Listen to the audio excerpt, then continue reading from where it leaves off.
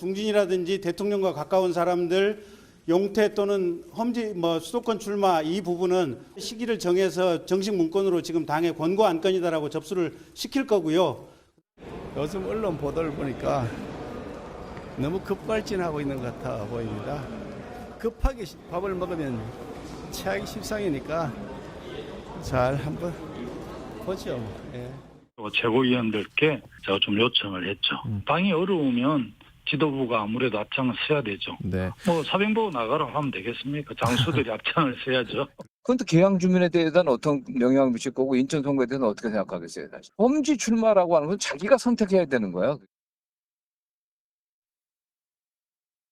네, 한 주간의 여론 흐름 짚어보겠습니다. 배종찬 인사이트 K 소장, 이은영 휴먼앤데이터 소장 나오셨습니다. 어서 오십시오. 네, 안녕하십니까? 네, 윤석열 대통령 지지율 갤럽 MBS 리얼미터에서 소폭 상승했고 RN서치에서는 소폭 하락했습니다.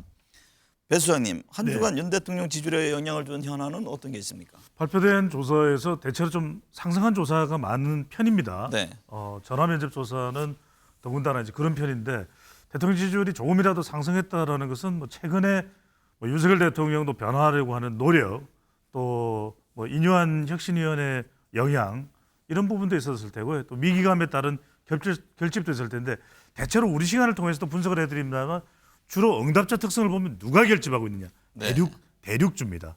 이들이 일단은 대통령의 지지율이 반등할 때 조금이라도 올라갈 때 먼저 결집합니다. 대륙주, 대구 경북 60대 그리고 주부청이거든요. 네. 그러니까 대통령이 민생 그러면서 시장을 간다든지 또 지역적으로는 대구를 간다든지 이런 것도 다분히 지지율상으로 봤을 때 어떤 지지층을 먼저 결집시키는 것이 필요하다라는 포석도 있는 것으로 보입니다. 이은영 소장님, 네. 그런데 오늘 나온 RN서치 조사를 보면 서울에서는 지지율이 상승했지만 네. 대구 경북 지역에서는 지지율이 16%나 급락했습니다.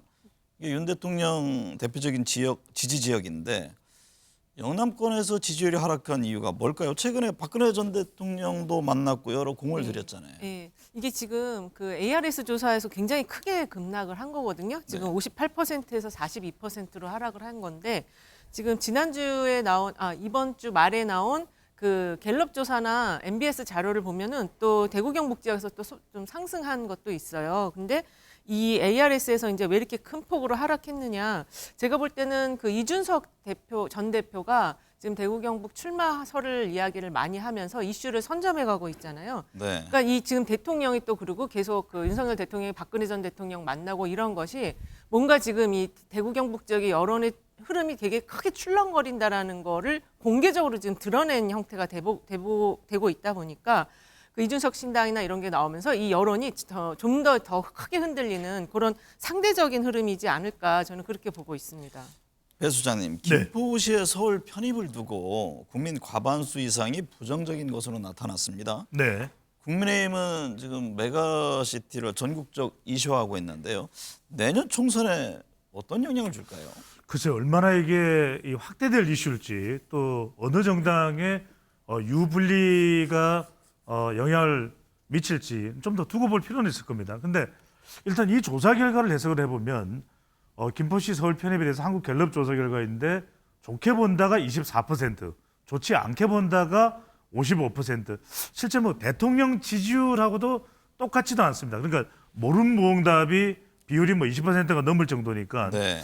근데 다른 조사들하고 우리가 복합적으로 분석을 해보면 이게 전국적인 응답이거든요. 그러다 보니까 가령 대구 경북이나 또 부산 울산 영남이나 이런 데는 정치 성향에 따른 대답을 할 가능성이 더 높습니다. 네. 그러다 보니까 이게 이제 자기 문제가 아니라고 보는 거죠. 일종의 제너럴라이제이션, 일반화, 전체화돼 있을 때는 균형 발전이 더 중요하지 무슨 소리야. 그런데 이제 이걸 인디비주얼라이제이션, 개별적으로 김포 시민들에게 물어봤을 때, 하남 시민들에게 물어봤을 때, 구리 시민들에게 물어봤을 때는 달라지겠죠. 그러니까 중요한 건 이슈를 얼마나 국민의힘이 지속적으로 견인할 수 있을 만한 동력을 유지하느냐 못하느냐. 이 부분이 총선에 미치는 영향이 지속될지 안 될지 가장 중요할 것으로 보입니다.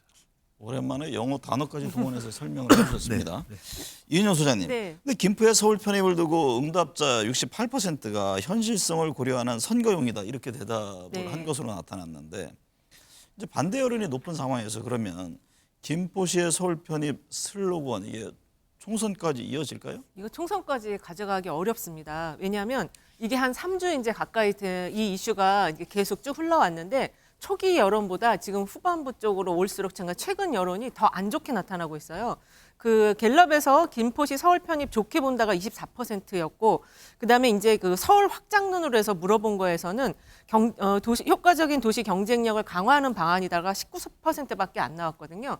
이런 식이면은 지금 시간이 가면 갈수록 이 안에 대해서는 더 부정적인 여론이 지금 강화가 되고 사이즈가 점점 작아지는 것이기 때문에 이거 총선까지 가져갈 수 없다 이렇게 말씀드릴 수 있고 경기도에서 최근에 이 관련 조사를 했는데 김포에서도 반대 의견이 좀 높게 나왔더라고요. 네. 그래서 이거는 가져가기 어렵다.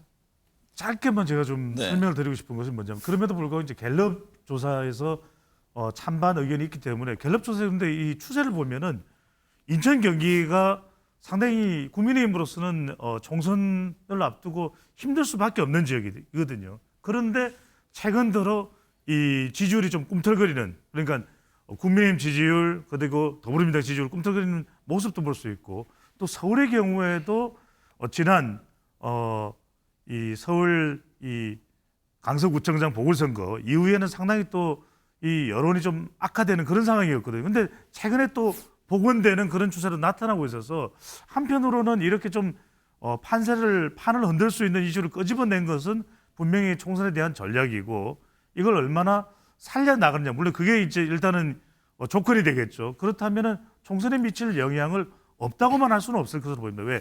개별 도시에는 개별 지역에는 얼마든지 영향을 미칠 수도 있다고 볼 수 있는 거죠. 총선이 다가올수록 신당 창당이 변수로 떠오르고 있습니다. 지난 10일 그 이준석 전 대표, 금태섭 전 의원, 김종인 전 비대위원장 만났는데 하루하루 뭔가 악셀라들을 밟아가는 모습인데요. 배종찬 수장께서 보시기에 이게 신당 창당할 것으로 봅니까? 일단 신당 창당의 첫 번째 조건은 그겁니다. 상당히 지지를 받을 수 있고 의석수도 확보 가능하다고 본다면 기꺼이 신당을 창당할 겁니다. 또 한편으로는 신당을 창당할 수밖에 없는 조건이 환경이 이준석 전 대표가 도저히 돌아갈 수 없을 때. 근데 여전히 지금 국민의힘에서도 뭐 윤상현 의원 등을 비롯해서 이제 이준석 전 대표하고 뭉쳐야 된다. 그런데 점점 더 진행되고 전개되는 상황을 보면 이준석 전 대표도 마음이 멀어지고 또 국민의힘에서도 나오는 반응들을 보면은 딱히 이준석 전 대표를 끝까지 끌어안아야 된다는 적극적인 반응이 또 나오고 있지도 않거든요. 네. 성사될 만한. 그렇다면 궁극적으로는 얼마나 신당에 성공할 것이냐 그렇게 분석을 많이 합니다. 자, 신당에 성공하려면 적어도 대선 후보급의 구심점이 있어야 되고 또 사람도 있어야 되고 지역 거점도 있어야 된다. 그런데 이런저런 이유를 다 떠나서 함께하지 못한다 판단이 되면 할 가능성이 높고 지금은 좀 그런 지점으로 가고 있는 추세로 또 과정으로 봐야 될 것 같습니다. 합류 제안 안 받으셨어요? 네? 합류 제안 안 받으셨어요? 저는 오로지 시사 스페셜을 네. 지키도록 하겠습니다. 이은영 소장님, 네. 이준석 전 대표 국민의힘 현역 의원도 신당에 동참할 사람이 있을 것이다 이렇게 네. 밝혔습니다. 네. 이준석 신당이 만약에 생긴다면 국민의힘과 민주당 과연 어느 쪽에 더 타격을 줄 것이냐 이게 관심사 아닙니까? 어떤 그렇죠. 분석들이 나오고 있나요? 일단은 이제 이게 이준석 신당이 나오게 되면은 민주당 지지율이 좀 더 많이 하락하는 걸로는 나오기는 했어요. 그런데 지금 현재 이제 실제 신당이 만들어지게 되면 결국 그거는 이제 보수 분열이거든요. 그렇게 되면은 지금 현재 여당이 국민의힘에게 더 큰 타격을 줄 것이고 특히 이제 지금 뭐 왜 당 밖의 인사들을 계속 지금 이준석 전 대표가 만나고 있고 최근에는 이제 천하용인을 만났다고 하잖아요. 네. 그 국민의힘 안에도 비주류 의원들이 그 원내대표 선거를 보면 40여 명이 있습니다.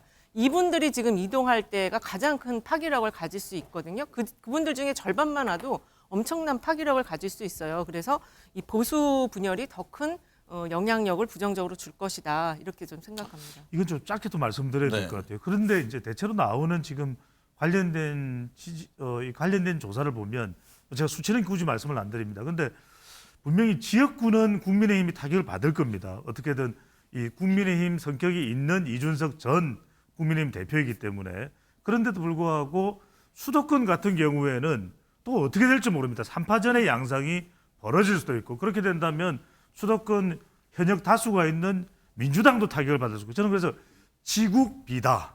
지역구는 국민의힘이 영향을 받지만 비다.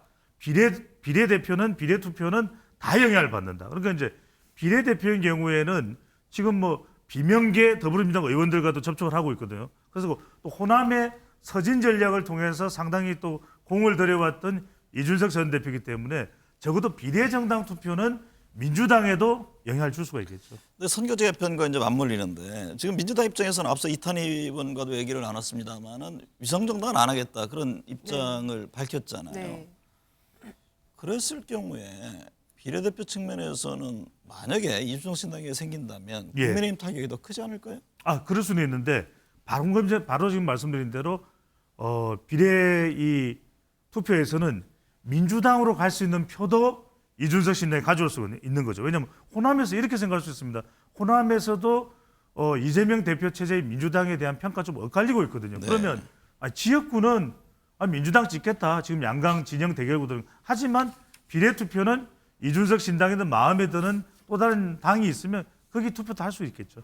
그러기에는 이준석 대표 신당 후보를 누굴 낼지 모르겠지만 인지도가 그렇게 높지 않을 겁니다. 그래서 네. 예, 어쨌든 보수 분열이 저는 더 영향이 크다 이렇게 보고 있어요. 배 주사님, 이준석 전 대표와 조국 전 장관, 용해인 대표가 광주를 잇따라 방문할 예정인데요. 뭐 일각에서는 제3지대 신당, 또 광주 출마 등 여러 가능성이 나옵니다. 내년 4월 뜨거운 광주가 되는 겁니까? 그렇죠. 내년 4월은 여름이 4월부터 시작된다고 보시면 될 겁니다. 대구도 뜨겁고 광주도 뜨겁고 서울도 뜨겁고 다 뜨겁네요. 그러니까 이제 그렇게 되는 이유가 출마 여부를 떠나서 많은 분들이 지금 분석을 할 때 이준석 신당이 실제로 진행될지 어떨지 그것이 성공적일지 실패가 될지 모릅니다. 하지만 결과적으로는 사람들은 뭔가 새로운 것이 나오는 신메뉴에 대한 기대가 있거든요. 왜? 기존 정당이 너무나 제 역할을 못하고 있다고 보기 때문에 그러면 국민의힘도 타격을 받을 수 있고 더불어민주당도 타격을 받을 수 있는 것은 이제 비례 투표의 영향이 클 텐데 그렇다면 위생정당이 안 생긴다면 그래서 대구의 출마 가능성을 타진한 것도 따지고 보면 이게 수도권의 영향일 겁니다. 이준석 신당의 어떤 포석은. 그리고 또 한편으로는 광주 이야기를 거론하는 건 뭐냐면 수도권 호남이 있습니다. 이른바 수도권 호남까지도 우리 쪽으로 끌어들이겠다. 이른바 또 광주의 공들였던 지방선거 때 혼자 광주에서 피켓 들었던 것이 이준석 전 대표였거든요. 네. 그런 효과를 내년 총선에서는 우리가 좀 받아낼 수 있지 않을까라는 그런 기대감이 있을 거죠. 이은영 소장님, 네. 총선 여론을 두고 여권 견제론이 지원론을 앞서는 것으로 나타났습니다. 하지만 네. 갤럽 조사를 보면은 이전보다는 그 격차가 줄었거든요. 네. 어떤 점을 시사하는 겁니까? 일단 지금 그 MBS나 갤럽 모두 그 정부 견제론이 높습니다. 그런데 그 여당 지원론하고 그 정부 견제론 차이가 좀 많이 격차가 줄어들었는데요. 이거는 지금 최근에 그 신당 논의, 이준석 그 신당 논의와 함께 그 이제 여권의 그 혁신위가 좀 영향을 미친 것 같아요. 인요한 혁신위가 어떤 결과물을 낼지는 모르겠지만 어쨌든 요 지금 최근에 그 구조 변화를 좀 가져온 흐름은 있다. 그에 비하면 그 민주당에서는 거기에 상응할 만한 어떤 움직임이 없었다. 그래서 격차가 좀 줄어들었는데 이거는 또 한 번 바뀔 가능성이 있습니다. 지금 완전히 그 여론 지형 자체가 변동을 하고 있는 지각 변동 시기이기 때문에 조금 더 지켜봐야 될 것 같아요. 배종선 수사님, 네. 국민의힘과 민주당 지지층 10명 중 8명이 각 당 지지 이유로 상대가 싫어서라고 응답을 했습니다. 그렇습니다. 이게 이제 여야에 주는 메시지가 큰데 이런 결과가 향후 지지율이라든가 총선 결과에 어떤 영향을 줄까요? 그래서 누가 더 파격적이냐. 결론을 먼저 말씀드리면 어느 정당이 더 파격적으로 전면적으로 충격적으로 희생적이냐에 따라서 내년 총선에서 중요한 중도층, 무당층, 수도권 선거라고 내년 총선을 분석을 하죠. 또 MZ세대를 끌어들일 수 있다는 겁니다. 그러니까 지금 보면은 국민의힘도 그렇고 더불어민주당도 그렇고 아니 뭔가 좋아해서 지지를 해야 되는데 아니다. 너무 싫어서 그렇다. 국민의힘이 너무 싫기 때문에 윤석열 대통령이 싫어서 난 민주당 찍는다. 이재명 대표가 너무 싫어요. 민주당이 너무 싫어요. 이래서 국민의힘을 찍는다는 이런 이유를 대거든요. 그러니까 말 그대로 우리가 투표를 할 때 누가 너무 좋아서 그 사람을 당선시키기 위해서 나가는 게 누가 너무 싫어서 그 사람을 끌어내리기 위해서 나가는 상황이다. 그렇다면 이때 중요한 것은 누가 먼저 희생을 하느냐, 누가 내려놓느냐, 누가 불출마를 하느냐, 누가 또 흠지 출마를 하느냐, 이게 누가 또 파격적인 공약을 내놓느냐, 이게 사실은 내년 총선 승리의 제일 중요한 기준이 될 수 있다고 봐야 되겠죠. 이은영 소장님, 네. 무당층 비율이 높은 가운데 응답자 53.8%가 윤 대통령과 국민의힘이 싫어서 무당층이 됐다 이렇게 밝혔고, 또 응답자 49%가 이재명 대표와 민주당이 싫어서 무당층이 됐다 이런 응답을 보여줬습니다. 네. 이 조사 결과에서 읽을 수 있는 건 뭡니까? 일단은 좀 전에 그 말씀하신 그 각 당의 지지층을 대상으로 물어봤을 때 현재 네. 그 지지층들이 상대당을 혐오하고 비호감을 하기 때문에 이 당을 현재 내가 지지하는 정당을 지지한다 이렇게 응답을 한 거거든요. 이거는 결집도와도 관련이 된다고 저는 보고 있고, 그리고 그 지금 이제 무당층의 비율과 관련해서 이 혐오와 비호감의 이 내용을 살펴보면 어쨌든 이 무당층은 중도 표심이 많이 들어가 있을 건데 그 중도 표심이 이미 약간 그 야권 성향으로 조금 방향성을 튼 거는 조금 오래가 되었어요. 근데 무당층 안에서 이제 그 응답자들의 응답 경향을 보면은 그래도 윤 대통령과 국민의힘이 싫어서 무당층이 됐다는 의견이 한 4%포인트 정도 높거든요. 그래서 어쨌든 지금 정부 여당에 대한 불만이 무당층 안에 있다 이렇게 볼 수 있고, 그다음에 이 30대를 제외하고 전 세대가 지금 80% 이상 각 당에 대한 혐오를 가지고 있는데 30대는 그럼 얘 여기서 좀 빠지냐? 30대는 아무래도 이 경제 민감층이고 생활에 아주 그 굉장히 최전선에 있는 세대이기 때문에 자기의 어떤 주관이 다른 세대보다는 좀 더 뚜렷한 것 같습니다. 그래서 사안별로 그 찬반 입장을 정하고 있는 것이 아닌가 이렇게 좀 해석해 볼 수 있을 것 같아요. 무당층 안에서 여야 지지율 흐름도 읽을 수 있습니까? 이 충분히 읽을 수 있는데요. 근데 이제 이 무당층은 결국 그 각 정당을 싫어하는 정당 선호를 싫어하는 층이다 보니까 투표를 하지 않을 가능성이 높은 층으로 좀 분류하는 점도 우리가 좀 이렇게 지적해서 봐야 될 것 같습니다. 여기서 굉장히 중요한 포인트를 이은영 소장께서 지적을 하셨는데, 갤럽 조사를 보면 무당층의 총선 구도는 그래도 정부를 견제하기 위해서 야당이 더 많이 당선된다 이 응답이 나옵니다. 근데 이게 핵심이 뭐냐면, 그러면 국민의힘은 뭔가 지금 상태로는 안 돼요. 바꿔나가야 됩니다. 여하튼 인류한 혁신에 더 무게를 싣고 또 대통령의 국정 운영이나 국민의힘도 그래서 다음 질문인데요. 네네. 국민의힘과 민주당이 이 시점에서 그러면 내년 총선을 위해 가장 중요한 점 한 가지를 꼽는다면 어떤 점을 말하겠습니까? 아까도 키워드를 말씀드린 희생입니다. 희생. 누가 먼저 더 많이 내려놓느냐. 그래서 방금 전에 말씀을 좀 마무리할 수 있도록 기회를 주시면, 그래서 무당층에서는 분명히 일견 야권이 유리해 보입니다. 그런데 방금 전에 이은영 소장께서 얘기를 했던 무당층은 투표를 안 하러 갈 수도 있는 겁니다. 네. 그러니까 야권에 유리하다는 인식을 가지고 있는 무당층이지만 정작 투표하러 안 가면 그거는 더불어민주당도 별 효용을 못 가져오는 것이거든요. 그러니까 두 정당 모두 무당층이 됐든 중도층이 됐든 2030 MZ세대도 투표 의향이 과히 높지 않다면 내려놔야 됩니다. 그러니까 네. 이재명 대표도 얼마나 파격적으로 스스로를 내려놓을 수 있냐. 험지 출마나 불출마나 이런 것들도 선택하거나, 과거 김대중 전 대통령이 선택했던 대로 거의 될지 안 될지도 모르는 그 비례대표 순번의 거의 마지막 정도의 위치, 간당간당한 자리에 가서 정말 모든 그걸 총선에 다 바치겠다. 국민의힘에서도 김기현 대표나 윤석열 대통령과 가까운 의원들이 얼마나 영남 중진들, 물론 모두 다라고 할 수는 없겠죠. 상징적으로라도 희생을 하는 모습을 보이냐. 그 희생에 달려있다고 봐야겠죠. 결국에는 희생이다 이 말씀을 해주셨고, 예. 이게 이 부분은 공통 질문인데요. 이은영 소장님은 국민의힘 민주당 지금 이 시점에서 해야 될 첫 번째 한 가지를 꼽는다면 어떤 겁니까? 아니 저쪽에서 지금 우리 배 수장님은 그 희생 얘기했는데 지금 여당에서는 대통령을 사랑하면 희생하라라고 계속 지금 이야기하는데 지금 잘 안 먹히고 있어요. 그래서 그런 부분이 있고, 지금 제가 볼 때는 인물 교체를 어느 당이 더 잘할 것이냐, 저는 그걸 좀 가장 중요하게 보고 있는데, 우리 사회가 이제 좀 많이 고령화가 되었거든요. 근데 거기서 중요한 게 또 20, 30대 MZ 세대라는 새로운 어떤 그 가치관을 가진 세대가 지금 상당히 이제 들어와 있어요. 한 25에서 30%가량 들어와 있기 때문에 이 신구조화를 잘 맞출 수 있는 새로운 인물들을 어느 당이 더 많이 교체할 수 있느냐. 네. 여기가 제일 중요한 관건이라고 볼 수 있겠습니다. 인물 교체. 네. 네.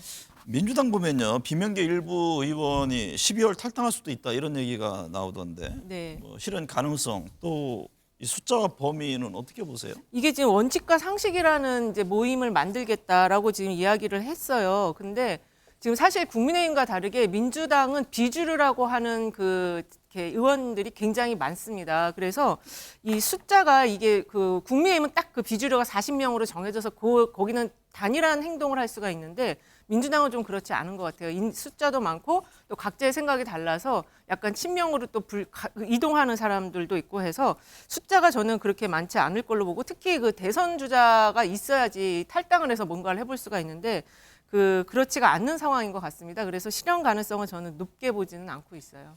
배 소장님, 국민의힘과 민주당 뭐 당내 비주류들의 실제 탈당으로 얼마나 이어질지 이제 이것도 관심사인데 예.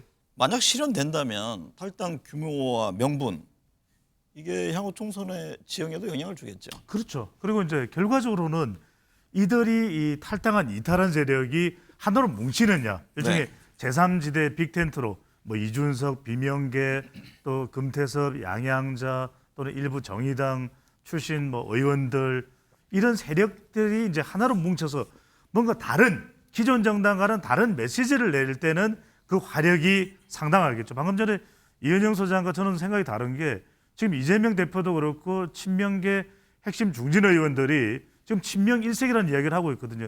그런 걸 저는 희생하거나 내려놓지 않으면 비명계는 나갈 수밖에 없는 거죠. 왜? 끌어안으려고 노력하지 않으면 나갈 수밖에 없는 것이다. 저는 12월이 됐든 1월이 됐든 상당한 비중이 있는 메시지를 던지면서 저는 많은 의원들 그 숫자를 정확히 알 수는 없습니다. 네. 하지만 행동으로 옮길 가능성이 상당히 있겠죠. 국민의힘도 일부 의원들 또 그 숫자는 뭐 많든 적든 간에 행동으로 옮길 가능성이 적지 않고요. 근데 중요한 건 그렇습니다. 이준석 전 대표 혼자서 뭔가 정치 활동을 이어나간다면 그것도 화력이 그 파괴력은 제한될 수밖에 없는. 중요한 건 이들이 나온 모두를 다 끌어안아서 하나로 뭉칠 수 있는 그 구심점이 뭐가 있느냐, 누가 되느냐, 또 새로운 메시지가 있느냐, 이 부분이 가장 중요하다고 봐야 되겠습니다. 이은영 소장님, 이묘한 혁신위원장이 당 지도부의 뭐 중진 친윤계 인사들에게 불출마 수도권 험지론 얘기를 했습니다만 아직 답이 없습니다. 네. 결국 이제 공천 문제 아닙니까? 그렇죠. 모든 지금 뭐 탈당이니 어떤 등등등 얘기가 이 부분이 국민의힘 내 새로운 어떤 갈등의 불씨가 될 수도 있을까요? 상당히 큰 갈등의 불씨가 될 수 있고요. 지금 당 지도부와 중진 친윤계 인사들은 사실 주류에 속하는 의원들이거든요. 지금 격렬하게 저항하겠다라는 메시지를 지금 간접적으로 보여주고 있어요. 저는 버스 90대 동원한 그런 행사 같은 거는 상당히 아주 강경한 입장을 지금 표명한 거라고 생각을 하거든요. 강재원 의원 말씀이신가요? 맞습니다. 그리고 또 뭐 주호영 의원이라든지 또 권성동 의원도 같거든요. 그래서 비주류와의 그 어떤 전면전도 지금 상당히 큰 갈등의 불씨가 될 수 있는데 친윤 내부에서도 그 불씨가 지금 만들어졌다 이렇게 볼 수 있을 것 같아요. 국민의힘 혁신위가 청년 비례대표 50% 의무화를 강조했습니다. 실현 가능성, 청년 표심에 미칠 영향은 어떻게 보세요? 글쎄 이제 실현 가능해야만 하겠죠. 네. 그러니까 이제 그 결단이 내려지지 않는다면은 2030 MZ 세대의 지지를 더 끌어내기가 쉽지 않을 테고 이게 또 왜 중요하냐면 지금 이준석 전 대표가 이탈하려고 하는 이 찰나에 뭔가 청년에 대한 특단의 대책과 분기점이 마련돼야 되거든요. 그러니까 네. 이거는 이 비례대표뿐만이 아니라 이들을 위한 이들과 함께할 수 있는 정책이 뭐냐 그리고 당의 철학이 뭐냐가 뭔가 병행이 될 것 같고 저는 이제 데이터 분석 전문가로서 말씀드린다면 이 청년 비례대표를 통과시키고 못 시키고가 적어도 5%포인트 이상 많게는 10%포인트까지 국민의힘 지지율에 상당한 영향을 줄 수 있는 그런 조건으로 보입니다. 대장동 50억 클럽과 김건희 여사 관련 특검법 연말 본회의 표결을 앞두고 네. 있습니다. 네. 한 여론조사에 따르면 응답자 63.9%가 김 여사 관련 특검에 대해 공감하는 걸로 나타났는데요. 네. 이 같은 여론 흐름이 향후 정국에는 어떤 영향을 줄까요? 상당히 큰 흐름을 미칠 예정이고요. 지금 12월 말에 이렇게 김건희 특검이 상당히 이제 전국에 큰 영향을 미칠 겁니다. 특히 지금 응답자 63.9%가 특검에 공감을 하는 거는 김건희 여사의 그 비호감도 숫자도 비슷하고 대통령에 대한 부정평가 숫자도 비슷해요. 우리가 처음에 말씀드린 대구 경북 지역의 그 큰 폭의 하락도 이런 이 두 개의 여론과 좀 맞닿아 있다고 저는 좀 보고 있습니다. 네. 결국 이제 공천 문제가 중요하잖아요. 여야 그렇습니다. 얼마나 제대로 또 이해가 될 수 있는 투명하고 객관적인 공천을 할 수 있느냐 문제인데 예, 공천 룰을 둘러싸고도 여전히 넘어야 할 과제들이 많이 있습니까? 그렇습니다. 그래서 저는 이거는 투명, 그 다음에 단계, 그 다음에 공감 이대로 가면 된다. 왜냐하면 네. 그다음 오픈 프라이머리 해서 사실 공천 제도에 대해서 일반 국민들도 참 이해하기가 어렵거든요. 그러면 뭐 총선에 뛰어드는 일부 그들만의 리그에서만 이해되는 공천 제도가 아니라 정말 누가 보더라도 이건 그래도 정말 우리가 프로야구 경기든 프로축구 경기든 공정하다 이렇게 인식될 만한 걸 만들어내서 국민이 바로 유권자가 다 정당으로서는 마케팅 이 정치 선거 마케팅 대상하는 겁니다. 그들에게 정확히 이해시켜주는 것이 또 구성원들 내부로부터의 공감대를 받아내는 것이 우선돼야 될 것으로 보입니다. 이은영 소장님, 네. 이 공천 물갈이론 이건 뭐 공천이 끝나는 마지막까지 계속 이어지지 않겠습니까? 그렇죠. 공천 룰에 대한 얘기 항상 뭐 객관 투명 얘기합니다만 현실인 쪽이 안 돼가지고 항상 갈등 요인이 되잖아요. 네. 이번 내년 4월 총선은 어떨까요? 좀 변할까요? 전 변하지 않을 것 같고요. 그리고 그 또 국민분들은 항상 그 후보들을 절반 이상은 좀 가르려고 하는 준비를 하고 계십니다. 그래서 지금 아까 뭐 배 수장님 말씀처럼 희생을 통한 또 새로운 인물의 전면적인 등장이 다음 총선에서 굉장히 중요할 것 같습니다. 이번 주 관심 있게 지켜봐야 될 사안은 어떤 겁니까? 그렇습니다. 지금 여야 간에 뜨거운 쟁점이 되고 있는 이동관 방통위원장 탄핵 관련돼서 그다음에 검사 탄핵 관련해서 이야기될 것 같고요. 또 이뇨한 혁신위가 추가 행보하는 부분에 대한 여론 반응. 마지막으로 이재명 대표가 인재 영입장 이전에 이제 민주당의 관리였다고 하는데 이 부분에 대해서 비명의 목소리가 나오는 부분이 뜨거운 쟁점 여론이 될 것으로 보입니다. 이은영 소장님 짧게. 저도 탄핵 관련한 지금 저기 제대로 지금 제시를 못했잖아요. 네. 다음 주부터 다시 준비할 것 같은데 그게 굉장히 좀 전국에 영향을 미칠 것 같습니다.